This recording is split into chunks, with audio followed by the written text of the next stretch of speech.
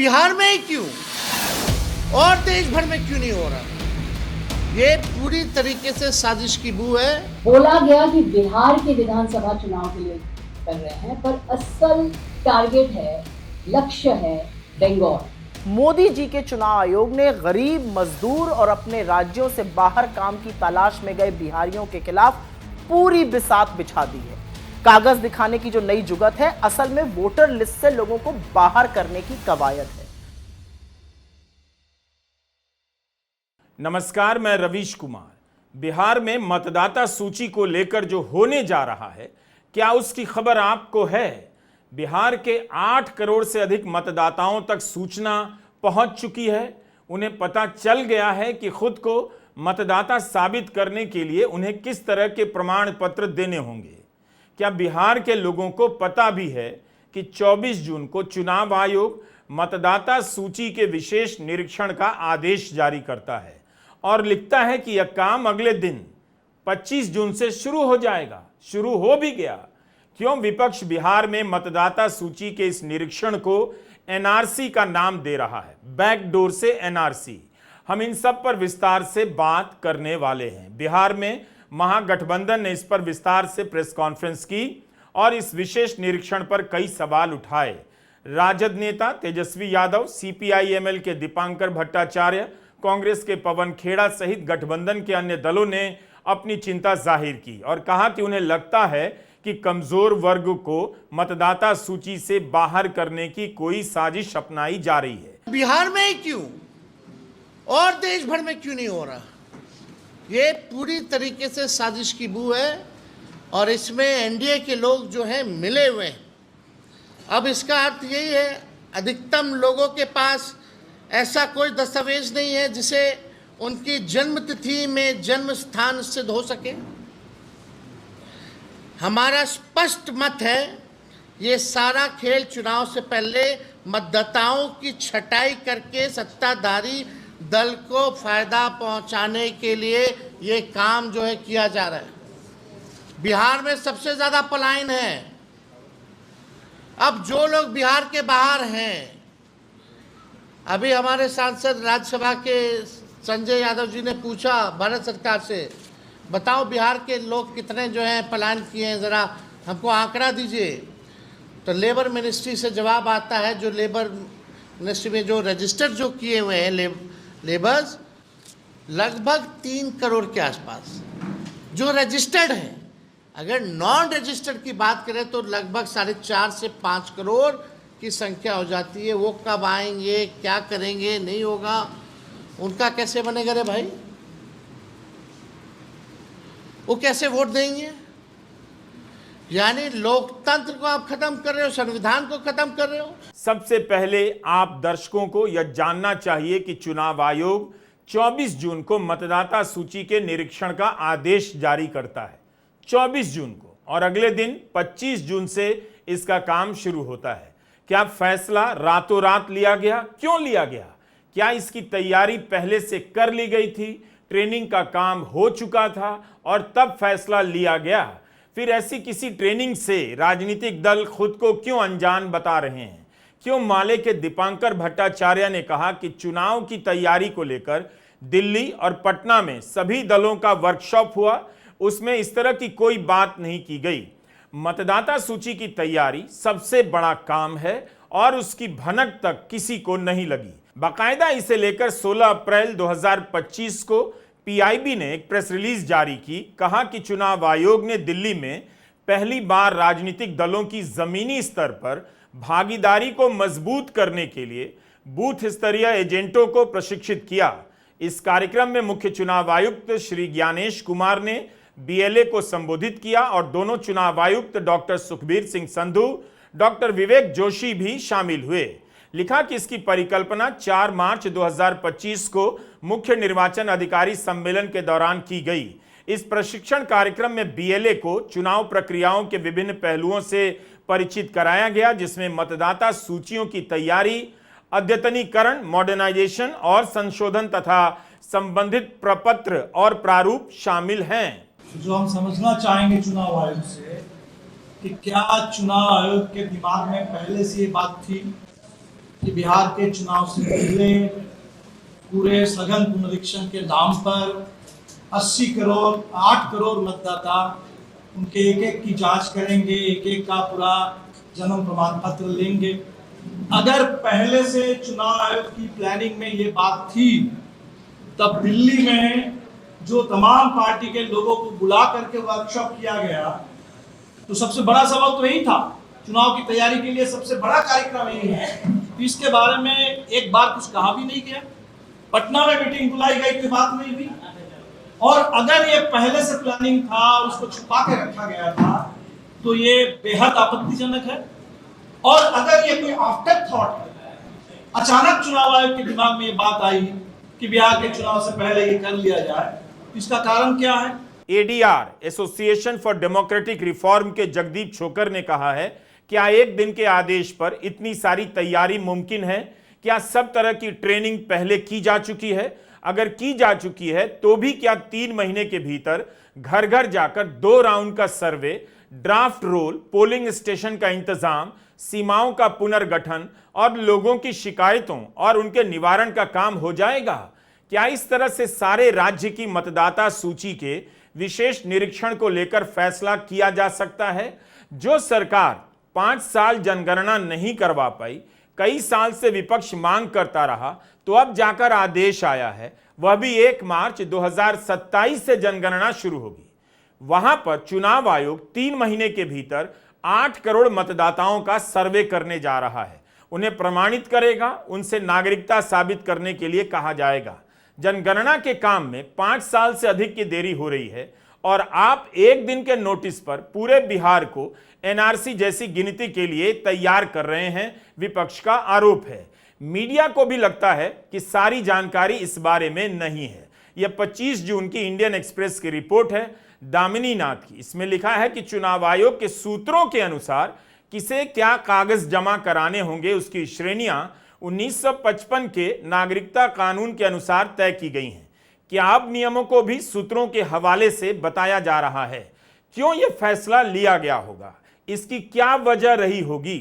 क्या इसकी वजह यह भी हो सकती है कि इसके पीछे विपक्ष को उलझा दो, उसके पास जनता के बीच पहुंचने के संसाधन वैसे ही कम हैं, तो वह मतदाता सूची के पीछे लगा रहेगा, या जन प्रमाण पत्र का सवाल उठाकर ध्रुवीकरण की राजनीति को नए तरीके से हवा दी जाए? आयोग के आदेश के अनुसार जिसका भी नाम 2003 की वोटर लिस्ट में नहीं था, उसे मतदाता सूची में अपना नाम शामिल कराने के लिए प्रमाण पत्र देना होगा। जो भी 1 जुलाई 1987 से पहले पैदा हुआ है, उसे अपने जन्म की तारीख और जगह का प्रमाण देना होगा, या दोनों में से एक देना होगा। जिनका जन्म 1 जुलाई 1987 से 2 दिसंबर 2004 के बीच हुआ है, उन्हें अपने जन्म के दस्तावेज के अलावा अपने माता या पिता में से एक के जन्म की तारीख या जगह का प्रमाण पत्र देना होगा। 2 दिसंबर 2004 के बाद जो भी पैदा हुआ है, उसे अपने जन्म के दस्तावेज के अलावा माता और पिता दोनों की जन्म तिथि अथवा जगह का प्रमाण पत्र देना होगा। मुझे तो ये लगता है कि ये जो कागज मांगे गए हैं 2003 से जो नए वोटर रजिस्टर हुए थे, उन सब की रजिस्ट्रेशन प्रैक्टिकली अब खत्म हो गई है। उनको नए तरीके से रजिस्ट्रेशन करवानी पड़ेगी, उसमें कागज देने पड़ेंगे, ना सिर्फ उनके पैदा होने के तारीख के और जगह के, अब उनके माँ बाप कहाँ पैदा हुए उसका सबूत देना पड़ेगा, किस तारीख को पैदा हुए उसका लिखित रूप में प्रूफ देना पड़ेगा। ये काम बिहार में होना मेरे ख्याल में तो बिल्कुल असंभव है। इसका मतलब ये होगा कि आधे से ज्यादा या कम से कम आधे वोटर अपना वोट नहीं दे पाएंगे और वोट करने से वंचित हो जाएंगे। इसीलिए मुझे लगता है कि ये एक एनआरसी टाइप काम हो रहा है चुनाव, ये जो वोटर रोल को रिवाइज करने के चक्कर में। दूसरी बात कि इलेक्शन कमीशन ने पिछली दफा ये 2003 में किया था, तो पिछले 22 साल से क्या हो रहा था? जो वजहें अब दी जा रही है वो पिछले 22 साल से नहीं थी, ये पिछले 4-6 महीने में हुई है। तो मुझे तो लगता है कि ये वोटर का नाम कटवाना जो है उसके लिए एक प्रावधान है रजिस्ट्रेशन ऑफ वोटर रूल्स में, कि जिसका नाम कटना होता है उसको नोटिस दिया जाता है, उसकी हियरिंग होती है, उसको अपनी बात बताने का मौका मिलता है। ये उनको एक राइट है। वो राइट डिप्राइव हो गया तो उस हिसाब से मेरे ख्याल में ये तो बिल्कुल गैर कानूनी काम है। और ये जितनी कहानी ये चल रही है, मुझे लगता है या तो ये हो नहीं पाएगा, इस पे जाके बहुत कंफ्यूजन होगा, या आधे से ज्यादा वोटर्स को वोट नहीं करना दिया जाएगा, या फिर किसी एक खास पार्टी के लिए ज्यादा वोटिंग होगी और बाकी पार्टियों के लिए वोटिंग नहीं होगी। तो इसकी इम्प्लीकेशन बहुत कॉम्प्लिकेटेड है और ये एक बहुत पेचीदा मामला है। यह सारी कार्रवाई 25 जुलाई तक पूरी करने का आदेश जारी हुआ है। तब तक किसका फॉर्म जमा नहीं हुआ उसका नाम मतदाता सूची से हटा दिया जाएगा। दीपांकर भट्टाचार्य ने सवाल उठाया है कि असम की एनआरसी के समय 3.25 करोड़ लोगों की गिनती में 6 वर्ष का समय लग गया। क्या बिहार में 3 महीने में 8 करोड़ लोगों की गिनती की जा सकती है? 1 अगस्त से 1 सितंबर तक ऐसे लोगों को नाम हटाए जाने के फैसले को चुनौती देने का मौका दिया जाएगा। 1 जनवरी 2003 को मतदाता सूची में जो लोग जोड़े गए थे वे 2003 के बाद से कई बार वोट दे चुके हैं। अब इन्हीं से कहा जा रहा है कि 1 महीने के भीतर अपनी नागरिकता साबित करें और प्रमाण पत्र जमा करा दें। द वायर के अपने लेख में जगदीप छोकर ने लिखा है, सरल शब्दों में इस आदेश का यही मतलब है कि 1 जनवरी 2003 के बाद जिसका भी पंजीकरण हुआ वो पंजीकृत वोटर नहीं माना जाएगा और इसका यह मतलब है कि प्रमाण पत्र देने तक वो भारत का नागरिक नहीं माना जाएगा। जगदीप छोकर का कहना है कि अगर जिन लोगों का नाम 1 जनवरी 2003 की मतदाता सूची में नहीं था, बाद में उनका नाम जुड़ा, अगर उन्हें पंजीकृत वोटर नहीं माना जाएगा तो 2003 के बाद से जितने भी चुनावों में उन्होंने वोट दिया है उन वोटों का अब क्या होगा? क्या वो सभी वोट और चुनाव अवैध माने जाएंगे? विपक्ष का भी आरोप है कि इसी मतदाता सूची पर 1 साल पहले चुनाव हुआ, क्या उसके नतीजे अवैध कहे जा सकते हैं? 1 साल के भीतर उसी मतदाता सूची पर चुनाव क्यों नहीं हो सकता? दूसरी बात, अगर इन सब लोगों को पंजीकृत वोटर नहीं माना जाएगा तो क्या इसका मतलब यह नहीं हुआ कि मतदाता सूची से उनका नाम हटा दिया जा चुका है? यह अपने आप में एक समस्या है। जिस मतदाता का नाम सूची से हटेगा, क्या उसे कारण बताया जाएगा? उसे जवाब देने का मौका दिया जाएगा? जो समय दिया गया है 1 महीने का, क्या वो पर्याप्त होगा? अगर इनमें से कोई अदालत गया तब कोर्ट को इस पर फैसला देना होगा। समय लग गया तो चुनाव में मतदान नहीं कर पाएगा। 3 महीने पहले ही बिहार में समरी रिव्यू हुआ था, तो उस समय स्पेशल इंटेंसिव रिव्यू की बात क्यों नहीं की गई? दूसरा सवाल, नए चुनाव आयोग ने बोला था अभी 1 महीने पहले कि उन्होंने 4000 कंसल्टेशन किए, तो उनमें से एक में भी स्पेशल इंटेंसिव रिव्यू पर चर्चा क्यों नहीं की गई? तीसरा बड़ा सवाल, इतना बड़ा कदम उठाने से पहले चुनाव आयोग ने राजनीतिक दलों से विचार विमर्श क्यों नहीं किया? ये सबसे बड़े स्टेक होल्डर्स होते हैं, ये चर्चा क्यों नहीं की गई? चौथा सवाल, ये जो स्पेशल इंटेंसिव रिव्यू है ये किसकी मांग पर किया जा रहा है? कहां से डिमांड आई है ये होने की? पांचवा सवाल, 22 साल बाद एकाएक निर्णय क्यों लिया गया और शुरुआत बिहार से क्यों की जा रही है, जहां पर कुछ ही महीनों में चुनाव होने हैं? क्या बिहार की राजनीति में इस सर्वे के बहाने चुनाव से पहले नागरिकता प्रमाण पत्र की दौड़ शुरू की जा रही है ताकि पूरा राज्य सदमे में आ जाए और इसी को लेकर दिन रात चर्चा होने लग जाए? मुद्दों की बात कहीं दर्ज ना हो। मतदाता नागरिक ही होता है, होना भी चाहिए, लेकिन नागरिकता प्रमाण पत्र की भारत की राजनीति का एक संदर्भ है। तो लोग पूछ रहे हैं कि कहीं बिहार में बैकडोर से चुनाव से पहले एनआरसी का भूत तो नहीं नचाया जा रहा है। इसकी आशंका फैलाकर किसे विचलित किया जा रहा होगा? लोग प्रमाण पत्र जुटाने और जमा करने को लेकर भाग दौड़ करने में लग जाएंगे। असम में एनआरसी के दौरान क्या हुआ और उस एनआरसी का क्या हुआ, क्यों अब उसकी बात वहां बंद है, इसका भी पता आपको करना चाहिए। पुरानी खबरें पलट कर देखिए, पता चलेगा कि प्रमाण पत्र जुटाने में कितनी अफरा तफरी मच गई थी।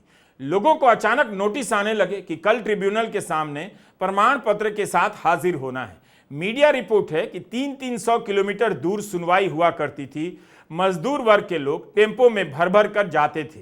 बाढ़ की हालत में कागज लेने डूबे हुए घरों में वापस भी गए। हादसे और हदस से मरने की भी खबरें रिपोर्ट हुई हैं।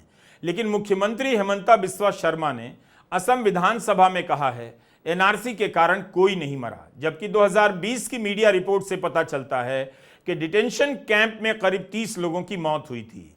इस खबर पर गृह राज्य मंत्री नित्यानंद राय ने कह दिया कि बीमारी के कारण मौत हुई है, दवा की कमी या डर के कारण कोई मौत नहीं हुई। यह सब बताए बिना बिहार में मतदाता सूची के विशेष निरीक्षण से जुड़े सवालों को ठीक से नहीं समझा जा सकता है। चुनाव आयोग को भी बताना चाहिए बिहार की जनता को कि चुनाव से कुछ महीने पहले यह काम क्यों शुरू किया जा रहा है। पश्चिम बंगाल की मुख्यमंत्री ममता बनर्जी ने भी कहा है कि यह एनआरसी से भी खतरनाक फैसला है। यह काम शुरू हुआ है बिहार से, लेकिन इसका असल उद्देश्य बंगाल के प्रवासी मजदूर हैं। I request the election commission rectify the election list with proper guidelines of the common people so that no name will be who are the proper voter, no name will be deleted. Who died, yes, you delete that, we don't have any problem. But don't pressurize the common people to accept only your verdict.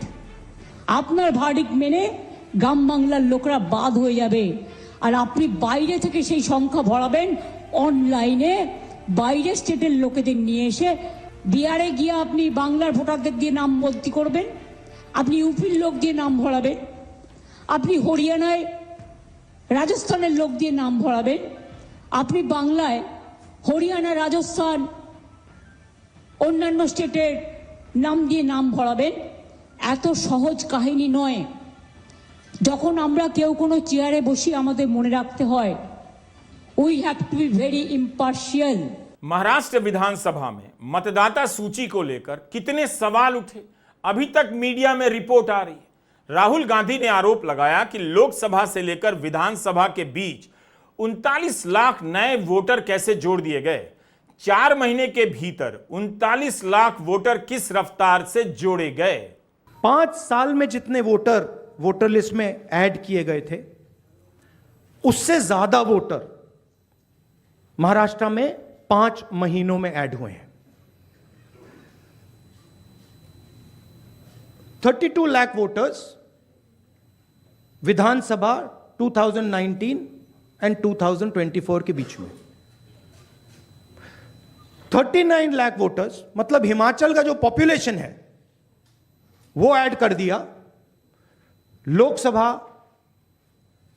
2024 and विधानसभा 2024 के बीच में। यह पहला सवाल है।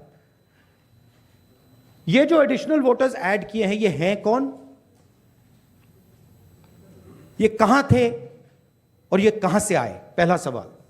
दूसरा सवाल बहुत महत्वपूर्ण सवाल, महाराष्ट्र का पॉपुलेशन सरकार के मुताबिक, महाराष्ट्र का अडल्ट पॉपुलेशन सरकार के मुताबिक 9.54 करोड़। महाराष्ट्र का adult population 9.54 crore.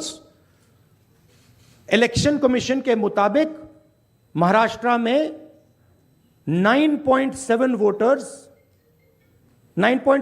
Crore voters हैं। इसका मतलब इलेक्शन कमीशन कह रहा है, देश की जनता को कह रहा है, देश के युवाओं को कह रहा है कि महाराष्ट्र में एडल्ट पॉपुलेशन से ज्यादा वोटर्स हैं। यह कैसे हो सकता है? ये सवाल अभी तक घूम रहे हैं। कायदे से मतदाता सूची का विशेष निरीक्षण का काम महाराष्ट्र से शुरू होना चाहिए था, जहां चुनाव हो चुके हैं। इसलिए आप केवल यह न देखें कि बिहार में क्या होने जा रहा है, उसका असर बंगाल पर क्या होगा, यह भी देखिए कि जो महाराष्ट्र में हुआ है क्या वैसा कुछ या उससे अलग बिहार में होने वाला है। महाराष्ट्र में मतदाता सूची को लेकर इतने सारे सवाल अभी तक उठ रहे हैं। चुनाव आयोग ने आखिरकार मतदाता सूची कांग्रेस को दे दी, लेकिन कांग्रेस डिजिटल कॉपी मांग रही है ताकि सूची का कंप्यूटर से अध्ययन किया जा सके। आयोग का कहना है कि कांग्रेस की डिजिटल कॉपी की मांग तर्क संगत नहीं है, ये डिजिटल इंडिया है।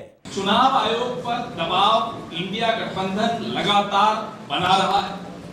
राहुल जी लगातार चिट्ठियां भी लिख रहे हैं, आर्टिकल भी लिख रहे हैं, खड़गे साहब ने उनको कठपुतली तक करार कर। हमारे भाई तेजस्वी यादव जी लगातार दबाव बनाए हुए, हमारे इंडिया गठबंधन के बाकी साथी भी बनाए। जवाब भारतीय जनता पार्टी से आता है। सवाल चुनाव आयोग से पूछ रहे हैं, जवाब भारतीय जनता पार्टी से आता है। हम ये जानना चाहते हैं रिश्ता क्या कह रहा है, क्यों आप जवाब दें?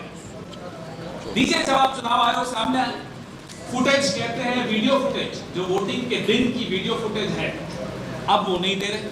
45 दिन उन्होंने मियाद कम कर दी। बोले साहब प्रिवेसी आ जाती है, वो हटा रहे हैं। क्यों हटा रहे? छिपाने को क्या है? अभी हम यही संघर्ष कर रहे थे कि अचानक बिहार में एक डाका डालने आ गया चुनाव आयोग। और डाका सिर्फ आपके वोट पर नहीं डाला जा रहा, ये डाका डाला जा रहा है आपके तमाम अधिकारों पर, आपके वजूद पर, आपकी पहचान पर, आपकी नागरिकता पर। जैसा कि तेजस्वी जी ने कहा कि धीरे धीरे फिर सरकारी स्कीम से आप बाहर हो जाएंगे। आपका वजूद खत्म करने का ये की एक साजिश रची जा रही है। चुनाव आयोग के इस फैसले से बिहार के मतदाताओं में संदेह और सवालों का भूचाल आ गया है। विपक्ष विशेष निरीक्षण के खिलाफ सड़क पर उतरने की चेतावनी दे रहा है। तेजस्वी ने कहा है समय आने पर इस पर फैसला लिया जाएगा, लेकिन फिलहाल महागठबंधन चुनाव आयोग से शिकायत करने जा रहा है। सीपीआईएम के नीलोत्पल बसु ने चुनाव आयोग को पत्र लिखा है, मांग की है कि जिस गिनती का ऑर्डर जारी हुआ है वह एनआरसी के बराबर है, इसे नहीं किया जाना चाहिए। सूची में शामिल होने या नहीं होने की जिम्मेदारी मतदाता की बना दी जा रही है। इससे मतदाताओं के उत्पीड़न का खतरा बढ़ सकता है। बहुत से लोगों का नाम गलती से सूची से हटाया जा सकता है। देखो भाई, 4,76,00,000 लोगों को 3 समूह में बांटा जा सकता है। यानी पहला समूह लगभग 4% लोग जो 39 से 40 वर्ष की आयु के हैं, इन्हें अपनी नागरिकता के दस्तावेज प्रस्तुत करने हैं। दूसरा समूह लगभग 85% लोग जो 20 से 38 वर्ष के उम्र के हैं, यानी 4 करोड़ से अधिक, इन्हें अपने माता पिता की नागरिकता को साबित करना पड़ेगा। यानी जो 39 साल के लोग जो है 28 से 38 साल के बीच के 20 से 38 साल के बीच के जो लोग हैं, उनको अपने माता पिता का डेट बर्थ सर्टिफिकेट वगैरह जो है वो लाना पड़ेगा, डॉक्यूमेंट देना पड़ेगा। कितने गांव देहात में आपके माता पिता का, कितना लोगों का सर्टिफिकेट बना है, ज़रा बता दीजिए। वो कहाँ से लाएंगे, और वो भी बाढ़ के समय में। तीसरा समूह लगभग 11% लोग जो 18 से 20 वर्ष के उम्र के हैं, यानी 50 लाख से अधिक वोटर्स, इन्हें अपने दोनों माता पिता के नागरिकता संबंधी दस्तावेज देने हैं। सवाल दोनों है, उसमें आइदर है, इसमें दोनों है, 18 वाले। सवाल ये है कि क्या बिहार के आम नागरिक निर्वाचन आयोग द्वारा मान्य अपने माता पिता का जन्म तिथि और जन्म स्थान का प्रमाण पत्र ला सकते हैं क्या? बेशक चुनाव आयोग ने सारे कदम दिए गए अधिकारों के तहत ही उठाए हैं कि कभी भी किसी भी क्षेत्र में पूरी तरह से या आंशिक तौर पर मतदाता सूची का विशेष निरीक्षण हो सकता है, या पूरे राज्य या देश का। आयोग ने यह आदेश पूरे देश के लिए निकाला, लेकिन जिस राज्य में नवंबर के महीने में चुनाव होने हैं, वहां से इसकी शुरुआत क्यों हो रही है? दिल्ली में भी कर सकते थे, महाराष्ट्र में भी कर सकते थे। 25 जून को आपातकाल पर बहस हो रही थी और यहां उसी दिन इतना बड़ा फैसला लागू हो रहा था। आम जनता के बीच इसकी चर्चा ही नहीं पहुंच रही थी। क्या यह तारीख कम महत्वपूर्ण है कि बिहार में 25 जून से ही मतदाता सूची का विशेष निरीक्षण का काम शुरू हुआ है, जिसकी अंतिम सूची 30 सितंबर को प्रकाशित की जाएगी। बिहार में महागठबंधन की प्रेस कॉन्फ्रेंस में तेजस्वी यादव ने कहा कि मतदाता सूची का निरीक्षण होने जा रहा है, वो भी मॉनसून के समय जब बिहार का 73% इलाका बाढ़ से प्रभावित रहता है। इतने कम समय में इस तरह का काम कैसे किया जा सकता है? मैट्रिक प्रमाण पत्र का देखिए, S2 के अनुसार आज 40 से 60 वर्ष के पुरुषों में से केवल 10 से 13% ने हाई स्कूल की पढ़ाई पूरी की है। और जो हाई स्कूल का पढ़ाई अगर पूरी नहीं किया उसका क्या, वो कहाँ से लाएगा, क्या देगा? अब जातीय प्रमाण पत्र पे आइए। इंडिया ह्यूमन डेवलपमेंट सर्वे 2011-12 का के अनुसार अनुसूचित जातियों के लगभग 20% और अन्य पिछड़ा वर्ग लगभग 25% लोगों के पास जातीय प्रमाण पत्र था। उच्च जातियों में तो ये अनुपात और भी कम होगा, इसलिए औसतन 20% से भी कम परिवारों के पास ये प्रमाण पत्र उपलब्ध है। 20% से भी कम। कहाँ से बाकी का लोग लाएगा? अपने ही देश में कैसे हम लोग साबित कर पाएंगे? डॉक्यूमेंट नहीं है। और 73% लोग बाढ़ से हमारा क्षेत्र जो है प्रभावित रहता है। ये 25 दिन में कैसे होगा? 4 करोड़ 76 लाख मतदाताओं को अपनी नागरिकता साबित करनी होगी। यह कोई मामूली अभ्यास नहीं है जो चुनाव से पहले होने जा रहा है। विपक्ष की आशंका है कि इसके जरिए गरीब और वंचित वर्ग के मतदाताओं के नाम वोटर लिस्ट से काटे जा सकते हैं, क्योंकि इस वर्ग के मतदाता के पास जन्म प्रमाण पत्र तो छोड़िए, जाति प्रमाण पत्र भी पर्याप्त नहीं है। इस मामले को लेकर तृणमूल कांग्रेस भी आक्रामक हो गई है। ममता बनर्जी के बयान के बाद पार्टी के सांसदों ने प्रेस कॉन्फ्रेंस की और कहा कि बिहार में की जा रही इस गिनती का असल उद्देश्य अवैध तरीके से एनआरसी करवाना है।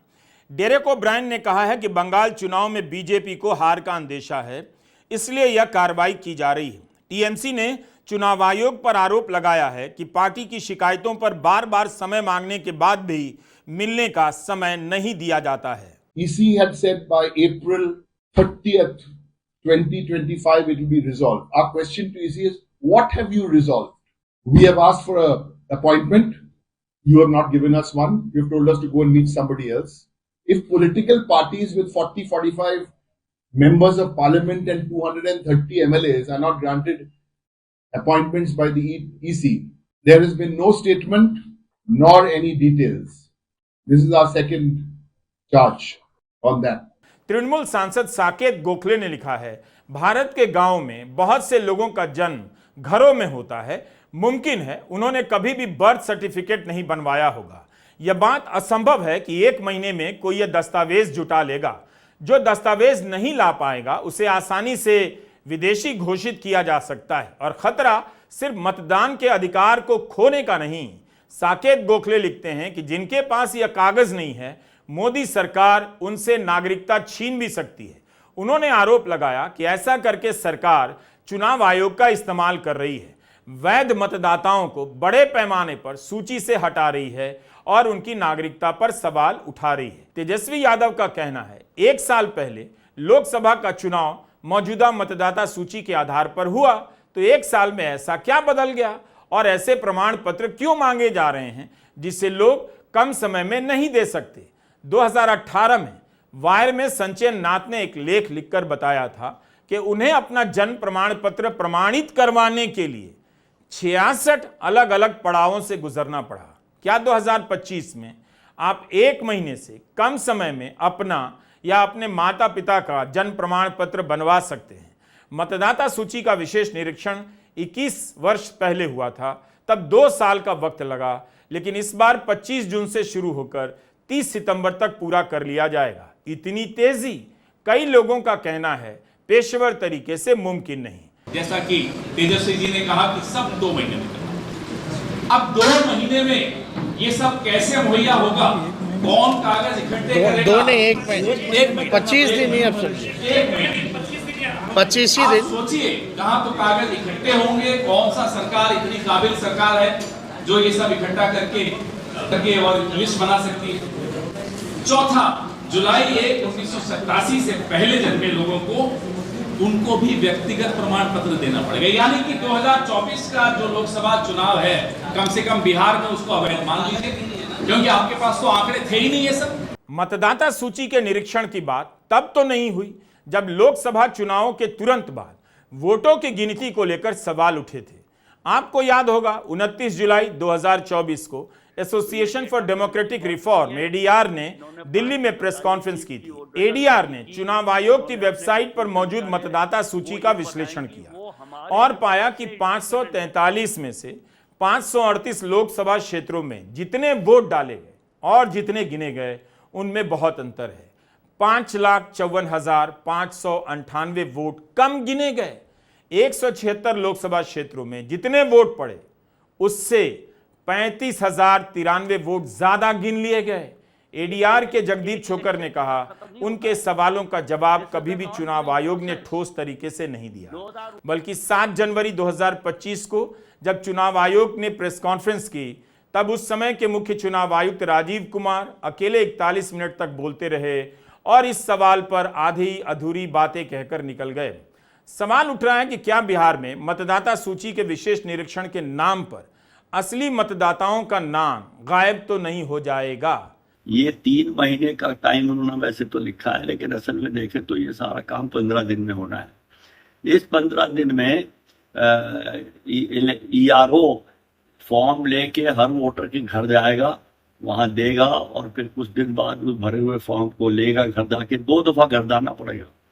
तो जितने बिहार के लोग पलायन करके दूसरे शहरों में जाके काम करते हैं उनके घरों में तो कोई मिलेगा नहीं। फिर उसका प्रावधान ये दिया हुआ कि अगर कोई घर में नहीं मिलता है या उसको फॉर्म नहीं दे पाते हैं तो उसको ECI की वेबसाइट से डाउनलोड कर सकते हैं। जो मजदूर बिहार से पलायन करके बम्बई, कलकत्ता, मद्रास में कंस्ट्रक्शन साइट्स पे काम कर रहे हैं उनके पास डाउनलोड करने की सुविधा कहाँ से आएगी? अगर कोई ये कहे कि वो ये काम करने के लिए बिहार जाए तो उनको आने जाने और ये सब करवाने के जो टाइम निकलेगा उसमें उनकी दिहाड़ी है और उनकी आमदनी सब खत्म हो जाएगी। तो एक हिसाब से ये बहुत मुश्किल है। दूसरी बात कि अगर कोई ये कहे कि 24 तारीख को चिट्ठी लिखी गई और 25 तारीख से उस पर काम शुरू हो जाएगा, ऐसा तो कोई भारत सरकार में महकमा नहीं है जिसमें अगले दिन काम शुरू हो जाए। उसके लिए संसाधन जुटाने पड़ते हैं, कंप्यूटर चाहिएंगे, प्रिंटर चाहिएंगे और ये भी कहा गया है कि BLO को ट्रेनिंग दी जाएगी। आज के अखबार में इंडियन एक्सप्रेस में खबर है कि सैटरडे से फॉर्म बंटने शुरू हो जाएंगे। तो इसका मतलब हुआ 25, 26, 27 3 दिनों में 80,000 BLO को ट्रेनिंग दे दी गई और सारे फॉर्म, करोड़ों फॉर्म प्रिंट कर लिए गए। अगर ये हुआ तो वाकई में ये एक विश्व का कीर्तिमान स्थापित हुआ है जिसके बारे में चुनाव आयोग की बड़ी तारीफ करनी चाहिए। एक चीज याद रखिए, असम की आबादी 3.3 करोड़ है। सुप्रीम कोर्ट की निगरानी में नागरिकता प्रमाण पत्र जुटाने और सत्यापित करने का काम हुआ। 1600 करोड़ रुपए खर्च हुए और बीजेपी ने ही उस NRC को खारिज कर दिया। असम चुनाव के घोषणा पत्र में वादा किया कि फिर से सही NRC करवाएंगे। 2 बार NRC कराई गई, तब भी इसकी संख्या यानी बाहरी लोगों की संख्या 19 लाख के आसपास ही आई और उसमें भी करीब 7 लाख लोग हिंदू निकले और 7 लाख मुस्लिम। खुद हिमंता बिस्वा शर्मा ने यह आंकड़ा इंटरव्यू में दिया है। अब वे कह रहे हैं कि अगर कोई विदेशी पाया गया लेकिन NRC में नाम हुआ तब भी उसे डिपोर्ट कर दिया जाएगा। तो फिर NRC हुई ही क्यों और बिना नई NRC के विदेशी होने की पहचान कैसे और क्यों की जा रही है? 2021 से वे मुख्यमंत्री हैं, क्यों नहीं नई NRC करवा सके? नागरिकता प्रमाणित करने के लिए जब प्रमाण पत्र मांगा जाएगा तब इसकी बहस उस दिशा में जाएगी ही। कौन प्रमाण पत्र का सवाल उठाकर राजनीति को घुमाएगा बताने की जरूरत नहीं। ये और बात है कि अमित शाह ने 2019 में ही कह दिया था पूरे देश में NRC होगी और तब असम में भी दोबारा होगी। बिहार में बैकडोर से NRC की चर्चा बता रही है कि राजनीति की बहस किस दिशा में ले जाने की कोशिश हो रही है। जाहिर है चुनाव आयोग को अब विपक्षी दलों से ज्यादा बिहार की जनता को तमाम सवालों के बारे में, आशंकाओं के बारे में बताना चाहिए कि मतदाता सूची का निरीक्षण अचानक क्यों किया जा रहा है। नमस्कार, मैं रवीश कुमार।